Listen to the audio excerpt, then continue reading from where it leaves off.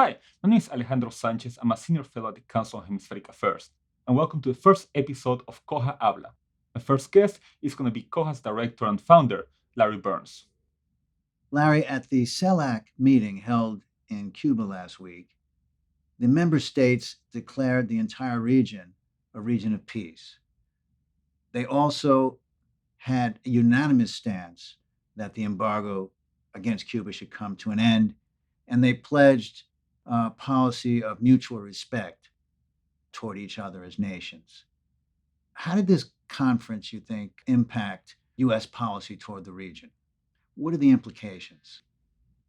Well, it seems to me that we are witnessing a new population, a policy population that is occupying traditional Latin America. Traditional Latin America was dominated, whatever the rhetoric might have been at the time, was dominated by the US market.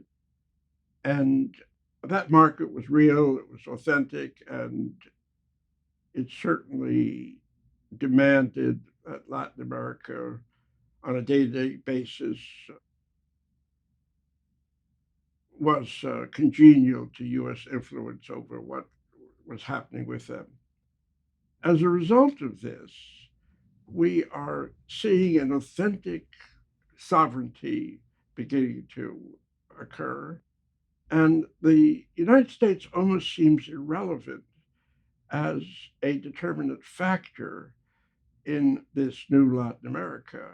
In fact, it's almost it's strange to listen to these meetings that occur in which the United States has some comment to make at the meeting's end.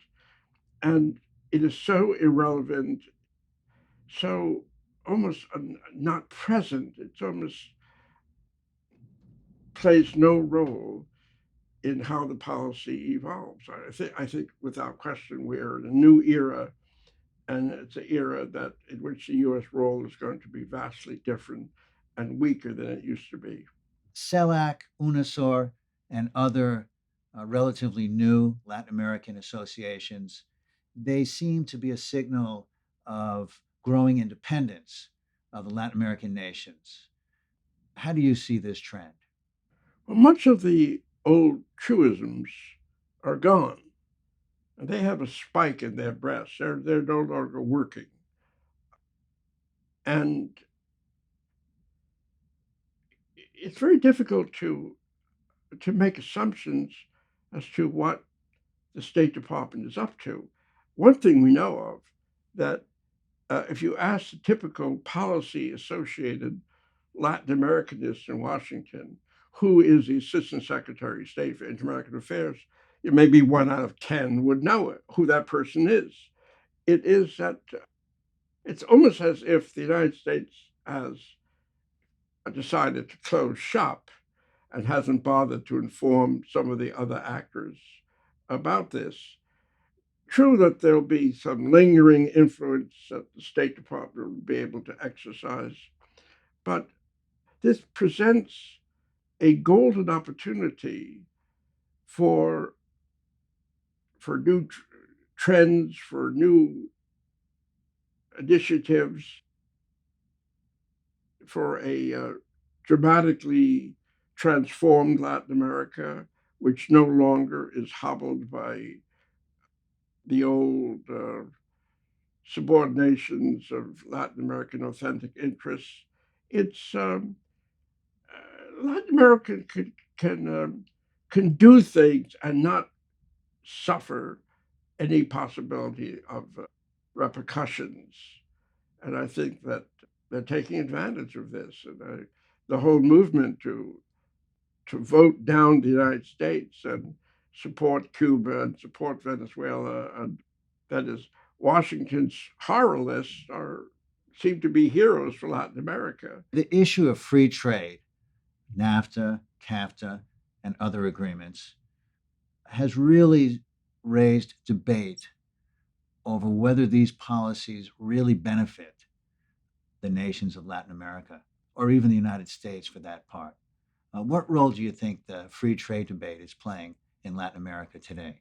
The free trade movement has been shamelessly political from the very beginning. For the most part, free trade isn't particularly good for Latin America. It's good for some Latin Americans, but it's not good for the entity as such.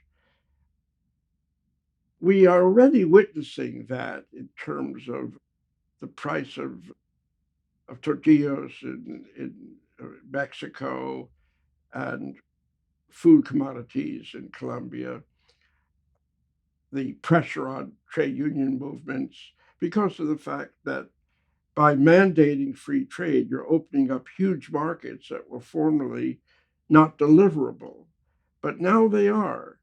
And in an environment where the prime Latin American policymakers are extremely conventional when they have any Latin American experience at all to work, and or else are totally without weapons of any sort if they don't become part of a free trade and an apparatchik that goes along with it.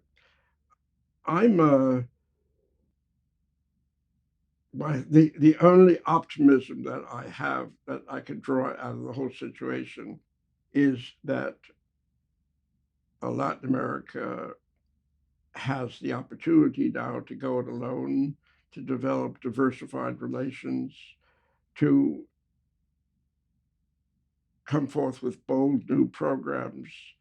And at the same time, due to favorable trade movements that increase the value of its resources, the region has the ability to be on the right side of the terms of trade and come forth with a picture that lends itself to optimism.